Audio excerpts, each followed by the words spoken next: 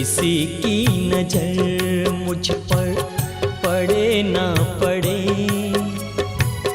प्रभु की नजर का हुआ है असर। ओम शांति। आज प्यारे बाप दादा के साकार मधुर महावाक्य हैं 3 जनवरी 2026। आज साल के तीसरे दिन पर सतगुरु बाबा ने विशेष श्रीमत पर अटेंशन दिलाते कहा कि तुम बच्चों को कदम कदम पर श्रीमत पर चलना है। यह ब्रह्मा बाबा की मत है या शिव बाबा की मत है, इसमें मूंझना नहीं है। बाबा कहे सदैव समझना चाहिए श्रीमत मिलती है, फिर कुछ भी हो जाए रिस्पॉन्सिबल शिव बाबा हैं। ब्रह्मा बाबा भी अगर कुछ कहते हैं तो उनका रिस्पॉन्सिबल शिव बाबा हैं। बाप दादा दोनों इकट्ठे हैं तो बच्चे मूंझ पड़ते हैं, पता नहीं शिव बाबा कहते हैं या ब्रह्मा बाबा कहते हैं। तो बाबा ने अंडरलाइन कराते कहा कि अगर समझे शिव बाबा ही मत देते हैं तो कभी भी हिलेंगे नहीं। शिव बाबा जो समझाते हैं सो राइट ही है। तुम कहते हो बाबा आप ही हमारे बाप टीचर सतगुरु हो, तो श्रीमत पर चलना चाहिए ना। श्रीमत जो कहे सो करते रहो। बाबा कहे दूसरों की मत पर तुम आते ही क्यों हो। श्रीमत पर चलने से कभी भी झुटका नहीं आएगा, अर्थात कभी भी मूंझेंगे नहीं। और साथ में कहा कि बाप कहते हैं तुम श्रीमत पर निश्चय रखो तो मैं रिस्पॉन्सिबल हूँ, तुम निश्चय नहीं रखते हो तो फिर मैं भी रिस्पॉन्सिबल नहीं हूँ। और निश्चय के बोल स्मृति में दिलाया कि कहते हैं चाहे प्यार करो चाहे ठुकराओ, हम आपका दर कभी नहीं छोड़ेंगे। लेकिन यहाँ तो मारने की बात ही नहीं, बाबा तो कितना प्यार से बच्चों की पालना करते हैं। बाबा कहे निश्चय पूरा बैठ जाए तो कर्मातीत अवस्था हो जाए। फिर और अंडरलाइन कराते कहा कि बाबा की श्रीमत समझकर चलते चलो तो उल्टा भी सुल्टा हो जाएगा। और आज विशेष कुमारियों के लिए कहा कि वास्तव में कन्याएं बंधन मुक्त होती हैं, सेंसिबल होंगी तो बस इस रूहानी कमाई में लग जाएंगी। और विशेष याद के लिए कहा कि कर्मणा सेवा करते या कोई भी सर्विस करते बाबा की स्मृति बनी रहे। शिव बाबा के भंडारे की सर्विस करता हूँ, यह याद रहे तो भी अच्छा है। शिव बाबा की याद में रहते कुछ भी करे तो बहुतों से तीखे जा सकते हैं। सुनते हैं प्यारे बाप दादा के अनमोल मधुर महावाक्य। आज बाबा कहे मीठे बच्चे कदम कदम पर श्रीमत पर चलते रहो। यह ब्रह्मा की मत है या शिव बाबा की, इसमें मूंझो नहीं। आज मुरली से प्रश्न है, अच्छी ब्रेन वाले बच्चे कौन सी गुह्य बात सहज ही समझ सकते हैं। उत्तर में बाबा कहे ब्रह्मा बाबा समझा रहे हैं या शिव बाबा, यह बात अच्छी ब्रेन वाले सहज ही समझ लेंगे, कहीं तो इसमें ही मूंझ जाते हैं। बाबा कहते हैं बच्चे बाप दादा दोनों इकट्ठे हैं, तुम मूंझो नहीं, श्रीमत समझकर चलते रहो। ब्रह्मा की मत का रिस्पॉन्सिबल भी शिव बाबा है, इसलिए बाबा कहे निश्चय बुद्धि होकर विशाल बुद्धि हो। शिव बाबा की मत समझकर चलते रहेंगे तो सदा कल्याण होगा। ओम शांति। रूहानी बाप बच्चों को समझा रहे हैं, तुम समझते हो हम ब्राह्मण ही रूहानी बाप को पहचानते हैं।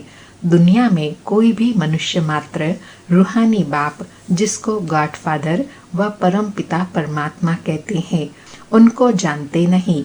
जब वह रूहानी बाप आए तब ही रूहानी बच्चों को पहचान दे। यह नॉलेज न सृष्टि के आदि में रहती न सृष्टि के अंत में रहती।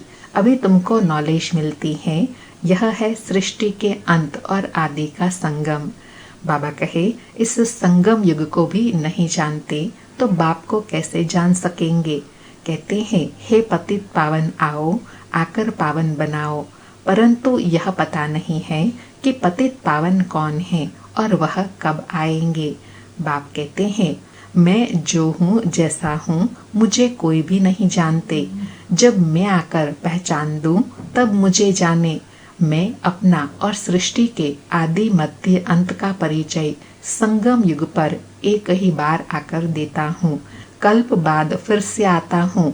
तुमको जो समझाता हूँ वह फिर प्रायः लोप हो जाता है। सतयुग से लेकर कलयुग अंत तक कोई भी मनुष्य मात्र मुझ परमपिता परमात्मा को नहीं जानते हैं। न ब्रह्मा विष्णु शंकर को जानते हैं, मुझे मनुष्य ही पुकारते हैं। ब्रह्मा विष्णु शंकर थोड़े ही पुकारते हैं, मनुष्य दुखी होते हैं तब पुकारते हैं। सूक्ष्म वतन की तो बात ही नहीं। रूहानी बाप आकर अपने रूहानी बच्चों को अर्थात रूहों को बैठ समझाते हैं। अच्छा, रूहानी बाप का नाम क्या है? बाबा कहे रूहानी बाबा आकर समझाते हैं ना, तो उनका नाम क्या है? शिव बाबा। बाबा जिसको कहा जाता है जरूर कुछ नाम होना चाहिए। बरोबर नाम एक ही गाते हैं, शिव। यह नामी ग्रामी है, परंतु मनुष्यों ने अनेक नाम रख दिए हैं। बाबा कहे रूहानी बाबा एक ही है और उनका नाम भी एक ही है, शिव। लेकिन अनेक नामों से उनको पुकारते रहते हैं, इसलिए जो एक्चुअल नाम है उस नाम से कम याद करते हैं। बाबा कहे भक्ति मार्ग में अपनी ही बुद्धि से यह लिंग रूप बना दिया है, नाम फिर भी शिव है। बाप कहते हैं मैं एक बार आता हूँ, आकर मुक्ति जीवन मुक्ति का वर्षा देता हूँ। मनुष्य भल नाम लेते हैं मुक्ति धाम निर्वाण धाम, परंतु जानते कुछ नहीं है। न बाप को जानते हैं न देवताओं को। यह किसी को भी पता नहीं है कि बाप भारत में आकर कैसे राजधानी स्थापन करते हैं। शास्त्रों में भी ऐसी कोई बात नहीं है। परम पिता परमात्मा आकर आदि सनातन देवी देवता धर्म की स्थापना करते हैं।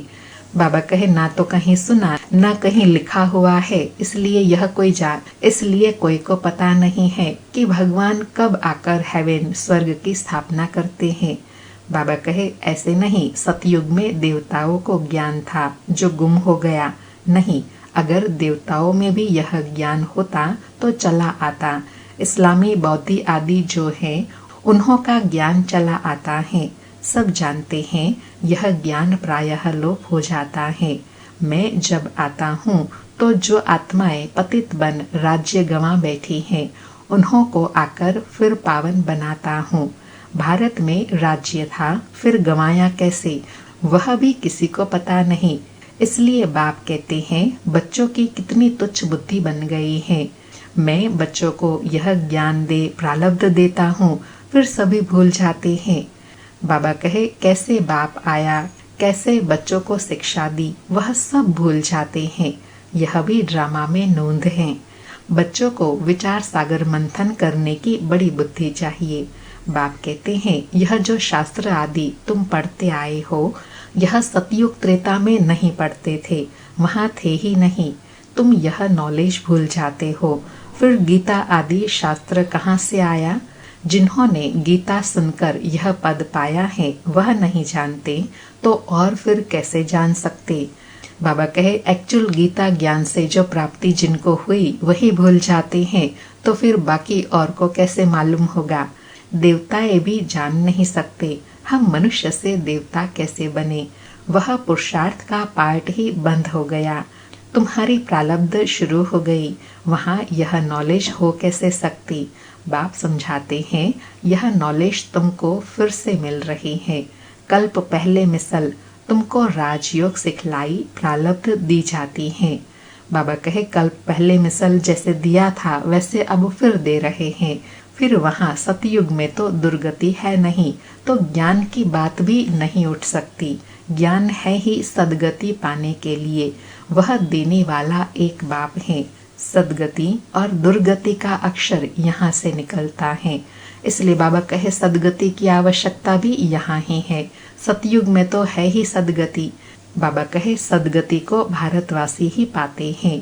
समझते हैं हेवनली गॉडफादर ने हेवन रचा था। कब रचा यह कुछ भी पता नहीं। शास्त्रों में लाखों वर्ष लिख दिया है। बाप कहते हैं बच्चों तुमको फिर से नॉलेज देता हूँ। फिर यह नॉलेज खलास हो जाती है तो भक्ति शुरू होती है। आधा कल्प है ज्ञान, आधा कल्प है भक्ति, यह भी कोई नहीं जानते। सतयुग की आयु ही लाखों वर्ष दे दी है, तो मालूम कैसे पड़े? 5000 वर्ष की बात भी भूल गए हैं, तो लाखों वर्ष की बातें कैसे जान सके? कुछ भी समझते नहीं।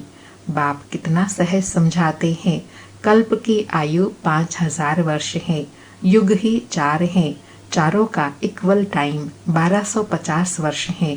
ब्राह्मणों का यह मिडगेड युग है, अर्थात छोटा सा संगम युग है। बाबा कहे बहुत छोटा है उन चारों युगों से। तो बाप भिन्न भिन्न रीति से नई नई पॉइंट्स सहज रीति बच्चों को समझाते रहते हैं।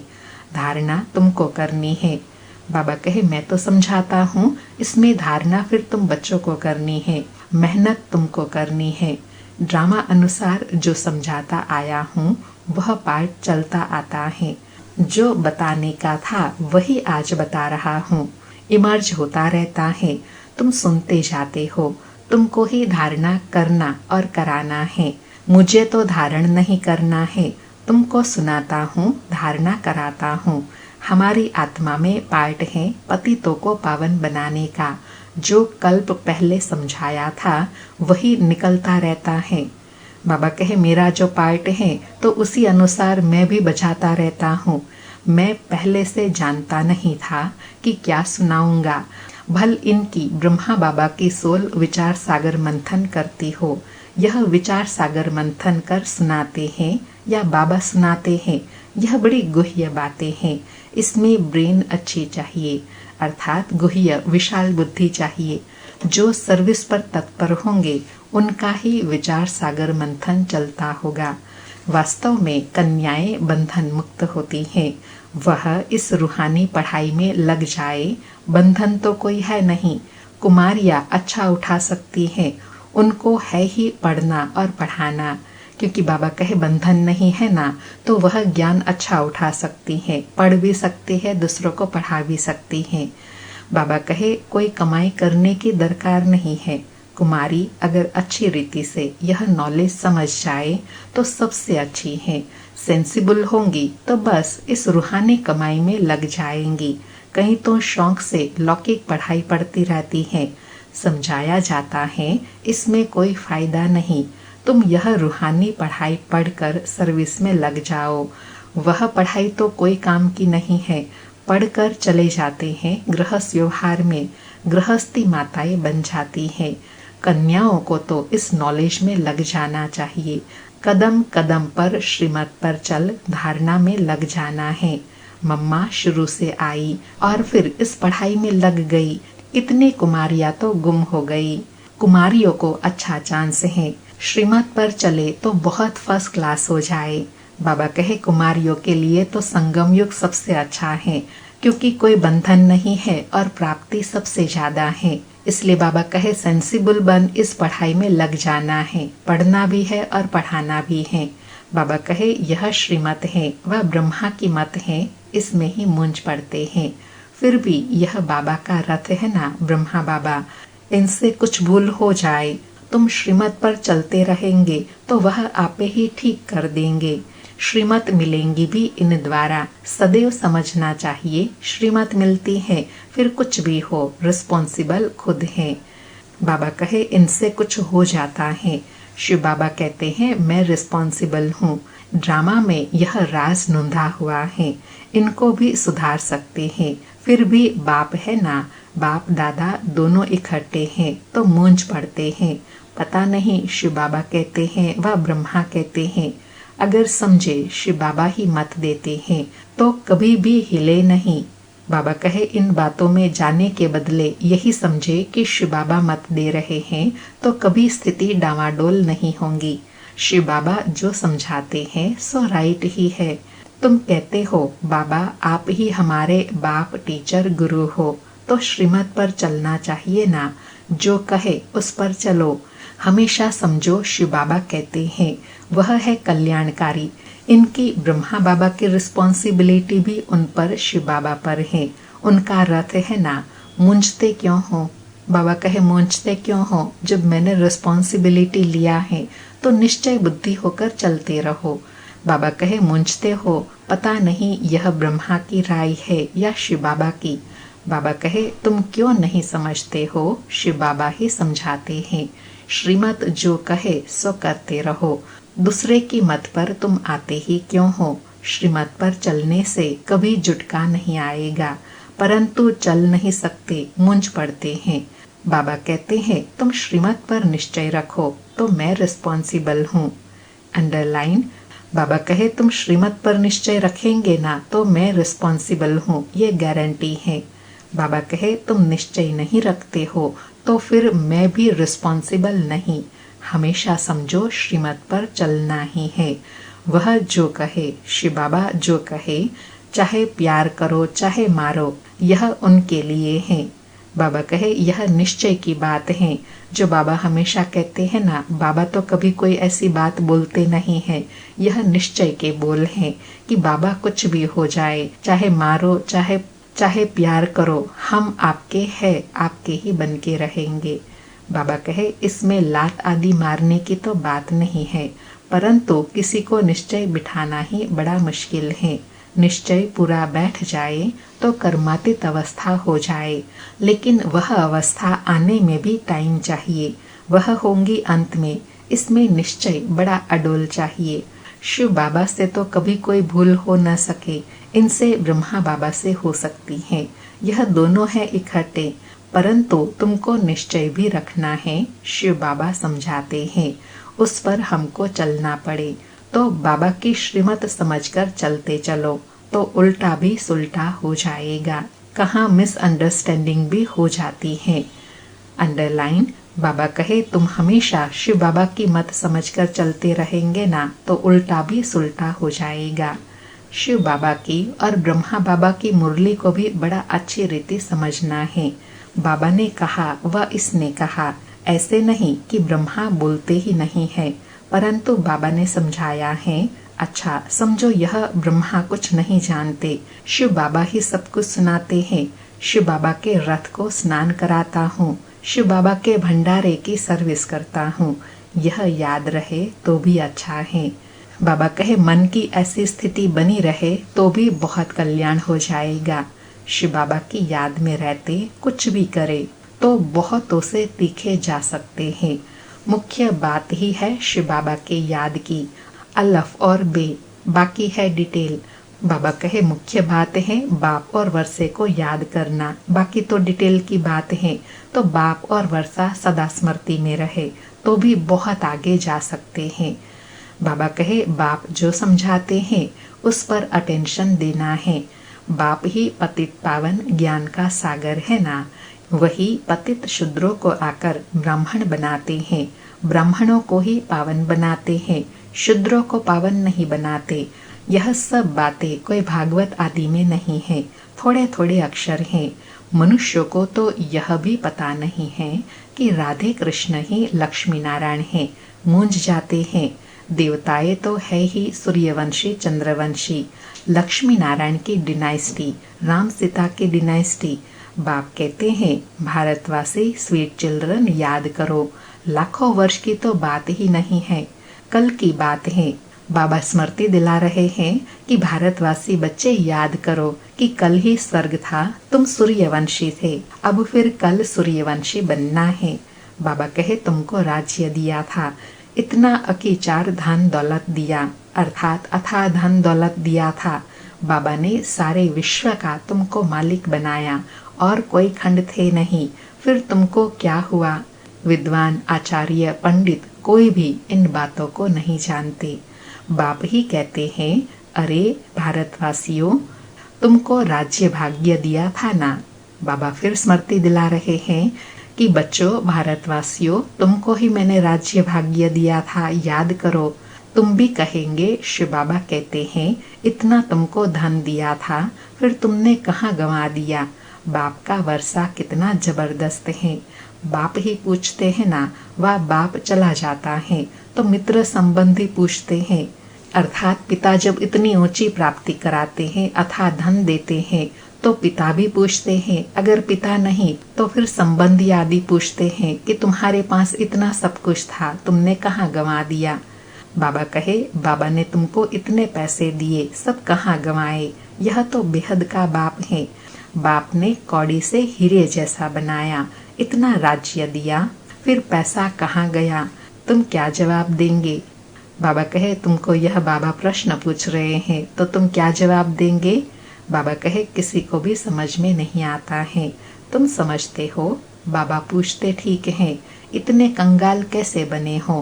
पहले सब कुछ सतो प्रधान था, फिर कला कम होती गई तो सब कुछ कम होता गया। सतयुग में तो सतो प्रधान थे, लक्ष्मी नारायण का राज्य था। राधे कृष्ण से लक्ष्मी नारायण का नाम जास्ते हैं। उन्हों की कोई ग्लानि नहीं लिखी है और सबके लिए निंदा लिखी है। लक्ष्मी नारायण के राज्य में कोई दैत्य आदि नहीं बताते हैं, तो यह बातें समझने की है। बाबा कहे, बाबा ज्ञान धन से झोली भर रहे हैं। बाप कहते हैं, बच्चे इस माया से खबरदार रहो। अच्छा, मीठे मीठे सिकिलधे बच्चों प्रति माता पिता बाप दादा का याद प्यार और गुड मॉर्निंग। रूहानी बाप की रूहानी बच्चों को नमस्ते। हम रूहानी बच्चों की रूहानी माता पिता बाप दादा को याद प्यार गुड मॉर्निंग और नमस्ते नमस्ते। सारी मुरली से धारणा के लिए सार है। पहला पॉइंट, सेंसिबल बन सच्ची सेवा में लग जाना है। जवाबदार एक बाप है, इसलिए श्रीमत में संशय नहीं उठाना है, निश्चय में अडोल रहना है। दूसरा पॉइंट, विचार सागर मंथन कर बाप की हर समझाने पर अटेंशन देना है। स्वयं ज्ञान को धारण कर दूसरों को सुनाना है। आज बाबा ने वरदान दिया, अपना अनादि आदि रियल रूप को रियलाइज करने वाले संपूर्ण पवित्र भव। अपने अनादि आदि रियल रूप को रियलाइज करने वाले संपूर्ण पवित्र भव। स्पष्टीकरण है, आत्मा के अनादि और आदि दोनों काल का ओरिजिनल स्वरूप पवित्र है। अपवित्रता आर्टिफिशियल शूद्रों की देन है। शूद्र की चीज ब्राह्मण यूज नहीं कर सकते। इसलिए सिर्फ यही संकल्प करो कि अनादि आदि रियल रूप में मैं आत्मा पवित्र हूँ। किसी को भी देखो तो उसके रियल रूप को देखो, रियल को रियलाइज करो, तो संपूर्ण पवित्र बन फर्स्ट क्लास व एयर कंडीशन की टिकट के अधिकारी बन जाएंगे। बाबा कहे, first class air condition ticket प्राप्त करने के लिए क्या करना है? आत्मा के जो रियल रूप है उसको रियलाइज करना है। और आत्मा का रियल रूप कौन सा है? आत्मिक स्वरूप, पवित्र स्वरूप। उस स्वरूप से ही हर आत्मा को देखना है। आज का स्लोगन है, परमात्मा दुआओं से अपनी झोली भरपूर करो तो माया समीप नहीं आ सकती। परमात्मा दुआओं से अपनी झोली भरपूर करो तो माया समीप नहीं आ सकती। आज के अव्यक्त इशारे हैं। आज का अभ्यास है, इस अव्यक्त मास में बंधन मुक्त रहे, जीवन मुक्त स्थिति का अनुभव करो। आज अनुभव करने के लिए कहा कि मेजॉरिटी बच्चों ने अभी लोहे की जंजीरें तो काट ली हैं, लेकिन बहुत महीन और रॉयल धागे अभी भी बंधे हुए हैं। कई पर्सनालिटी फील करने वाले हैं, कई पर्सनालिटी को फील करने वाले हैं। स्वयं में अच्छाया है नहीं, लेकिन महसूस ऐसे होती है कि हम बहुत अच्छे हैं, हम बहुत आगे बढ़ रहे हैं। यह जीवन बंध के धागे मेजॉरिटी में हैं। बाप दादा अब इन धागों से भी मुक्त, जीवन मुक्त देखने चाहते हैं। अर्थात कई ऐसी आत्माएं हैं जो इसी भ्रम में रहती हैं कि अच्छाइयाँ है नहीं, लेकिन समझते ऐसे हैं कि हम तो बहुतों से बहुत अच्छे हैं। लेकिन बाबा कहे, यह भी सूक्ष्म धागे हैं, इससे भी अब मुक्त होना है। अच्छा, ओम शांति। शुक्रिया बाबा, शुक्रिया।